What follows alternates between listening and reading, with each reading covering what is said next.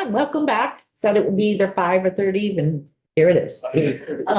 So we have our next witnesses in. Thank you for coming a little bit earlier. We knew you were in the building though.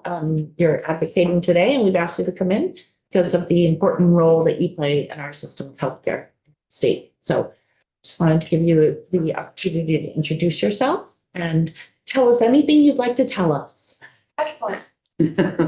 Well, thank you for having us. I'm Tennille Critchlow, not daughter. Everyone's calling me daughter-in-law of Wendy, but niece-in-law of Wendy. I have no idea. Yeah. We are all certified registered nurse anesthetists. Dave Kaplan, Janine Parsons. We work in various hospitals across the state. We really want to come to you to just talk to you about what we do so that you're informed. Some people really don't know what we do. Maybe we hand someone a syringe. If you watch our video that's playing in the card room, you'll notice that Dave and I are both in that video. And it's going to be broadcasted throughout Vermont is the goal, so that people can get a little sneak peek into what we do, because people aren't allowed in the operating room. Check out our practice. So I have a doctorate degree, a doctor of nursing practice in anesthesia. I am a sole anesthesia provider at times at Copley Hospital. All of the anesthesia providers are certified registered nurse anesthetists. We're licensed as APRNs in Vermont. Sometimes I'm the only anesthesia provider in the hospital. But regardless, if there's a regular day in the operating room, we have 4 operating rooms. We have 4 or 5 nurse anesthetists, and we each take care of our own patient. You come in to have your gallbladder out, you get to meet me. Hopefully you don't have to, but if you do, I'll be there. We give you the medication that gets you off to sleep. We put breathing tubes in. We keep people safe on ventilators. And then at the end of the surgery, we wake them up, bring them to recovery so you can move on with your day.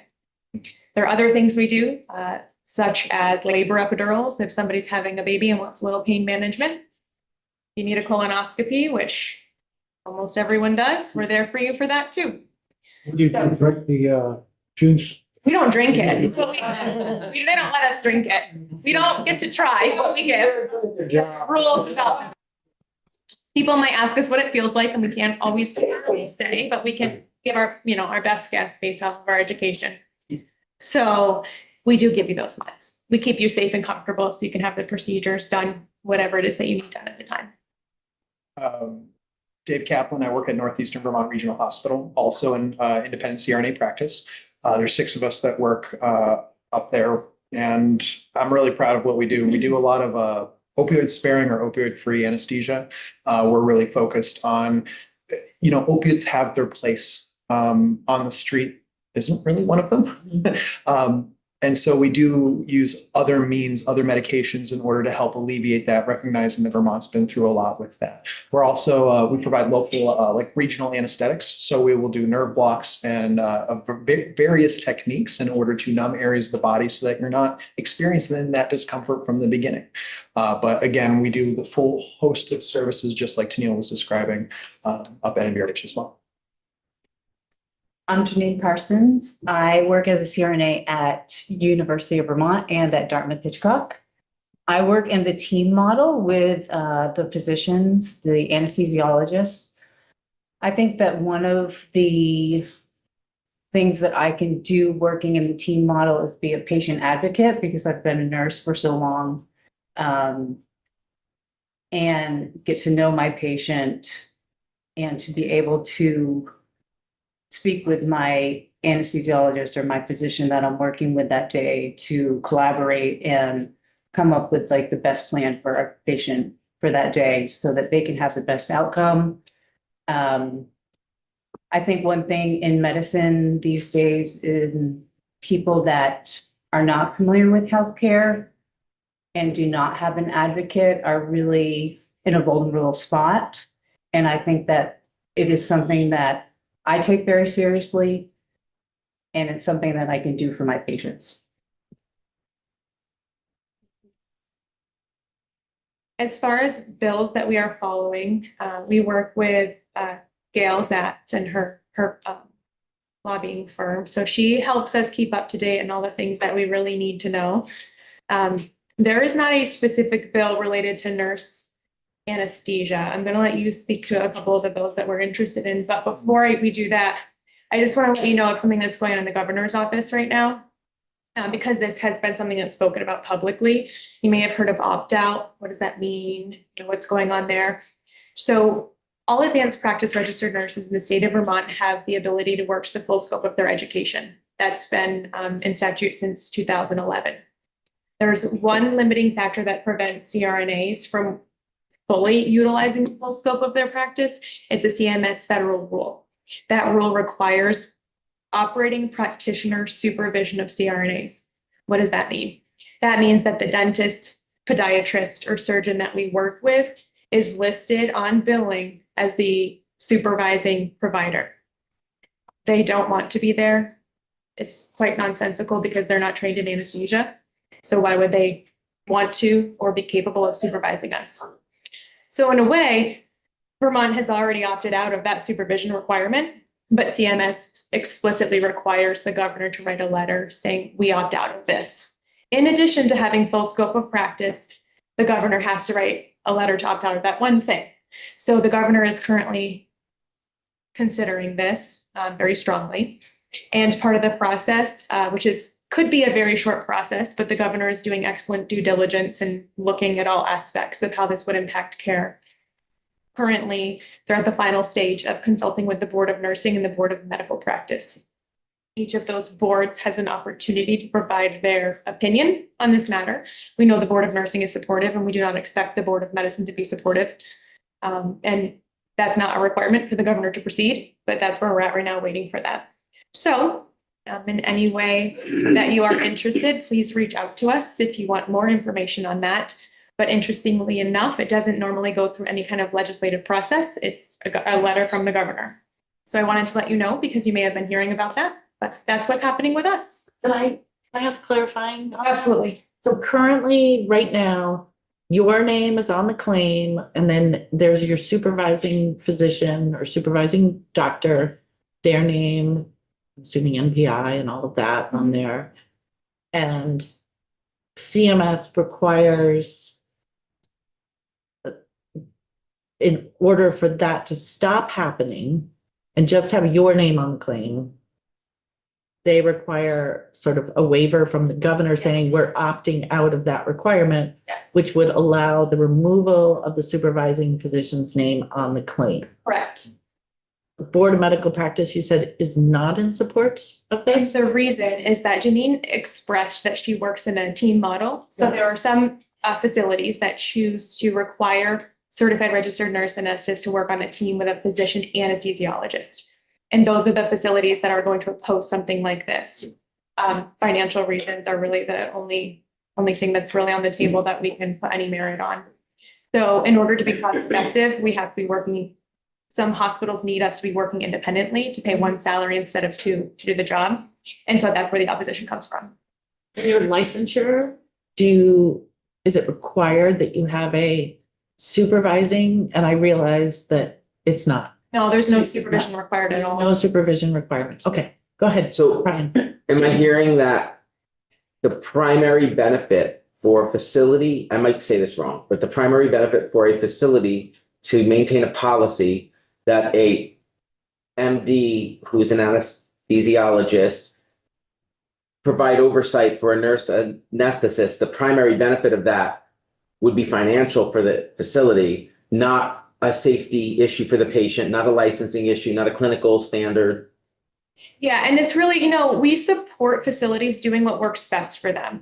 And some facilities choose to be physician-centric facilities, and that's really their option. That's their business model. And while that might not be best for the healthcare climate in Vermont, they have the ability to do that. So we're not looking necessarily to say, hey, facility, you should do this. We're saying, hey, at the facility that I work at, which is Copley Hospital, I'm not here representing them, but I work in an independent model. And so one of the conditions of participation so the hospital can receive CMS funding is that all surgeons that come on board, all podiatrists and dentists have to sign on saying that they'll supervise us. And they say, well, I don't know how to do anesthesia. So Why would I supervise? your supervisor doesn't have to be an anesthesiologist. That's the crazy part. Thanks for clarifying, because I did not say that, so that now I Right. understand better. And this You is don't have to be an anesthesiologist. what Tennille just mentioned there. It is tied for the full conditions of participation for facilities. So this addendum is tied to all CMS reimbursement for that hospital. If that hospital does not maintain this supervision requirement, then they will lose the ability to receive CMS funding. For all services. All Everything. services. So it is linked intrinsically to that. Thanks. Hi, I was wondering two things. Has the governor written an opt-out letter previously, or would this be the first time? There's only one opt-out letter that's ever required unless a future Yes. governor takes that back. So this is a sort of a This is new a ask. number one, yeah. It happens usually once per state and then it's done. Yeah, and then what, what additional expense is there in having a physician supervise a specialty? I don't know anything about that sort of, I understand each institution can run its own best practices as they wish. Having the opt-out letter doesn't mean they can't do that. But if you do have the opt-out letter, what do you save the system if you have any idea? It's a really good idea. So anesthesia models vary widely. I work at Copley Hospital. It's independent CRNA practice. So you have one provider writing anesthesia for one patient. Other facilities that require physician oversight by a physician anesthesiologist will have a physician anesthesiologist supervising possibly 2 nurse anesthetists. So that's 3 providers for the patient.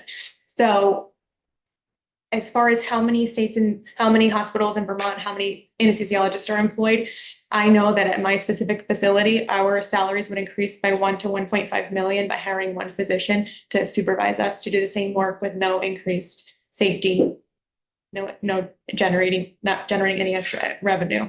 So that's at one facility in the hospital or in the state, I'm sorry. So that much I know. Daisy has a question, but wait, hold on though, but her question isn't about this. But if yours is, then you can go first. Okay, my. You're up. In the emergency room, the doctor prescribes some kind of a painkiller or whatever. Do you people administer that, or does any nurse administer that? It's a great question. So whenever a physician prescribes a drug, that's not going to be something that we are typically giving. We don't, for all intents and purposes, follow orders. We basically write our own orders and give our own medications. So we aren't typically people who are prescribing for someone else to give a medication. I see a patient, I assess them, I give the drug of my choice.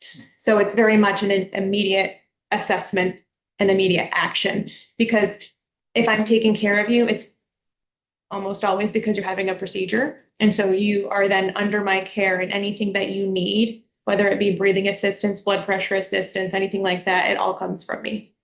Specifically to the emergency department. So if an emergency physician, emergency medicine physician is writing an order for a patient to receive a med, then usually it's an ER nurse that's providing that medication to Any the nurse in the ER? in the ER. Sometimes we're consulted to come down to our ER to assist with pain issues like broken ribs. We might do a particular block to the back, or if they're having issues with a shoulder dislocation, we might go down and block their shoulder. We've been consulted on different things like that. But no, in general, we aren't, like Tennille's saying, we're not executing another provider's order. I think it's important to stress that the CRNAs in Vermont are practicing, a lot of them are practicing rural areas, including Dave and Tennille. And it can be a hindrance for some surgeons to come onto a facility that have to take on the responsibility of this CMS requirement to say that they would actually be supervising. So I couldn't say for sure, but I'm assuming that there are providers that have not signed on because they do not want to take this on as a responsibility. So in the state of Vermont, which is very rural and needs practitioners, I think that this is something that, since it's only to do with billing specifically, it's not having to do anything with our practice, that it would be an easy thing for the governor to do to just open up some more doors. I'm assuming you're at a specialized level of an APRN. You are an APRN with higher level training in, We're with a specific training in anesthesia. is there, I know that APRNs can practice independently in Vermont. Is there any other APRN level that requires supervision? Not, Well, Or it- not from my understanding, and a lot of this is like when you get focused on your wheelhouse, right? From my understanding, this is a very particular condition that was written into the conditions of participation, a rule. Yeah. It was really focused at anesthesia services. Yeah. And So I do not believe there's any additional CMS requirements for supervision on Yeah. other APRN classes. however, that's a great transition.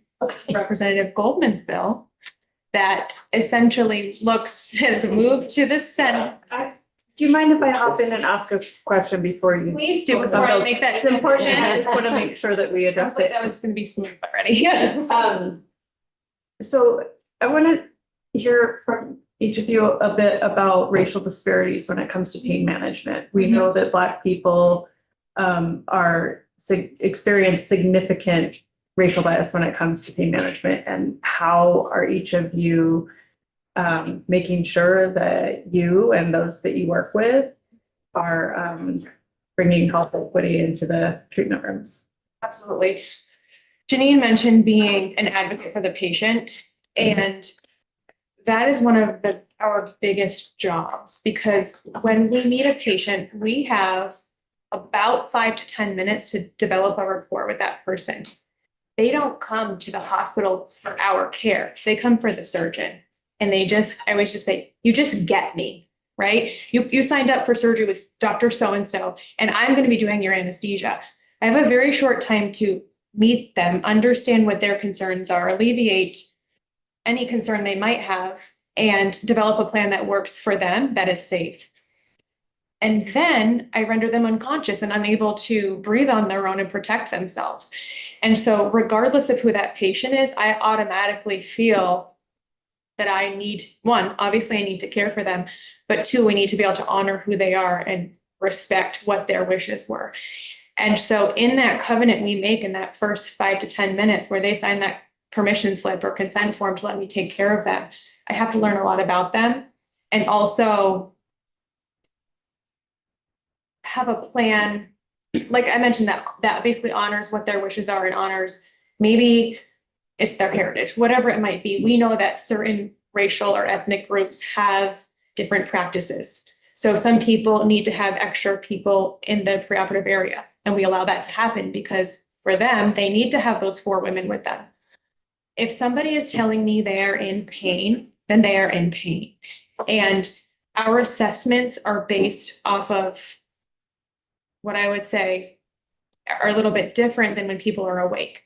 So when people are under anesthesia, we are monitoring vital signs and the person's asleep. So typically when they're under my care, I don't get to ask that question, are you in pain? I see blood pressure, I see heart rate and respiratory rate. And those are all the things that I target my anesthetic off of. Now, when I transfer that patient to the recovery room, I pass on all of those things to the recovery room nurse and let them know where we are at. Acknowledging, one of the most important things that we can acknowledge is all of the biases we have and whether or not we're aware of those, the unconscious ones and the ones that we're conscious of. And so I think as nurses, first and foremost, we're educated on those things. And as providers, we learn more every day about all the different groups of people that we take care of, and to treat each person as an individual and understand that because of their skin color or because of some of the things they've been through, they might be more sensitive. They might need extra care in certain areas, and meeting them where they're at and asking them and like having that conversation up front. What are your concerns? So as far as pain management, specifically to answer your question, we use a lot of regional anesthesia so that most people have controlled pain, fortunately, without opiates. But if there was a patient where I was worried that there might be some kind of bias on the recovery room nurse's part, not giving the medications, personally, I would be checking in to ensure that that patient is getting the meds that they need and ensuring that the nurse's assessment is the same as my assessment. Because it is hard when I'm with them to be able to ask those questions. But in that covenant that we make, that agreement, I carry that through until the point that they're awake and can advocate for themselves.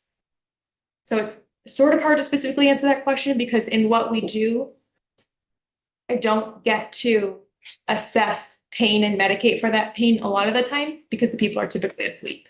But when you make your plan with You them. make your plan with them. That's where that all comes out, absolutely. And we absolutely know that different racial and ethnic groups are treated differently. And coming to the table, being aware of that, I think is one of the biggest things that we can do. And then asking people, where are you at? Where's your pain? The other thing that we ask is what works for you? What have you had before that doesn't work for you? And that's something that I ask everybody, but certainly if anybody has concern, regardless of where they're coming from, it's our job to ensure that that is heard and that's carried through the perioperative period. It's meeting people where they're at. Even if you're coming in for an elective surgery, you are coming in to a lot of unknowns and you may be acting chill, but a lot of times there's a huge undercurrent of concern, of giving up autonomy, of, meeting the stranger and you're putting a lot of faith in somebody you just met. And so I really do I take more than my 5 to 10 minutes. I've been told I'm one of the slower CRNAs, but I'm like, this is my office. I've never met you before. This is my office time. I need to have a complete understanding of where you're at before we go to the you're asleep portion. So it's really about meeting people where they're at and making sure that you are meeting them. I think, So- sorry. go ahead. Oh, no, go ahead. I'm sorry. I think it's very important that you ask people what they want and what they're expecting, what do they have for questions for the anesthesia that you're going to be providing. Because during that preoperative time, that's when you're building a rapport with the patients as well. And just because we don't know each other, just simply asking them what they need, what they're expecting, what we can do for them. And then to speak on to Neil's point of when after they've gone off to sleep, we do rely on the vital signs to let us know what they need for pain control. And that sometimes is not enough, but in the recovery room, we're able to see them as they wake up. And then if we're personally myself, if I feel like my patient is having some issues, whether it be pain control or something else, we have time to double back on them before we go into the next case. If you're, you just need to make sure, personally, just to make sure that they're doing okay, they're getting the care that they need in the recovery room. And this is for any patient that I would have, even, ethnicity, color, it doesn't matter. I just want to make sure that they're, we're doing the right thing for them and doing everything that we can for them. I did want to talk about the bill that's here and also I believe in the Senate. And then we really do need to pivot to, if it's really quick. Very quick, what is the level of supervision? Does the doctor actually go into the operating room with you? Well, whoever the provider is performing the surgery is the one who's supervising. So they're just automatically the person. So if someone is removing your toe because you have terrible diabetes, they're the person who's technically supervising us Okay. for billing. Okay. And from the CMS standpoint, they're supposed to stay readily available within the operative suite. So there's some guidelines as to how far away they can be and what else they can get into before their next case. Thank you. Thanks. Did you want to really quickly just talk about the bill that's on our wall and? So I'm not sure if it has moved to the Senate. Are we talking about H569? Yes, although I think isn't there a companion bill in the Senate? Yes. Exact same language. Bill, but it's. 163. What's the number? Would you say? So H569, that's Representative Goldman's bill. And really what's interesting is as advanced practice registered nurses, we support our colleagues, Oh, it's or nurse practitioners and nurse midwives. We can't think of any circumstance where we would be the admitting provider. However, we can say that on a daily basis, nurse practitioners who are also APRNs are the admitting provider functionally. and they have to seek a physician to sign a piece of paper. So these nurse practitioners are running the care, and there might not be a physician there. So this bill addresses the fact that the APRN is actually doing the work and the job and is supervising the care of the patient without a physician present. So this just changes things to match what is actually happening. It's not a change in scope of practice or an increased scope of practice. So we support that. H577, we are constantly dealing with pharmaceuticals, and we recognize how hard it is for our neighbors and our patients to be able to access care, to be able to get effective and safe medications at an appropriate price point. So we really appreciate that and support that. Stick around for 5 minutes. Yeah. Hold on. We're having a vote. Okay. That's what we gotta get to. Gotta hit it too. So we Okay. will, thank you for your time. Thank you. Thank you very much. Thank you for coming. Penny, good to see you. Now I know who you are. Well, I have coffee with your dad. Oh. Very simple. Oh, yeah, and sometimes my nephew Russ. Yes. Yeah. Remember, still on live. They get to see a taste of, they get to see a taste of the friendliness of Vermont. Yeah, he's my teachers. Yeah. Okay. You too can come hang out in the healthcare committee room. Talk about your relevant Nice meeting you. representatives at the local plates. Isn't she beautiful?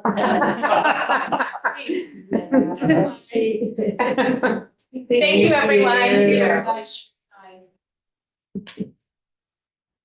I love her. We're online. Say that. Better online.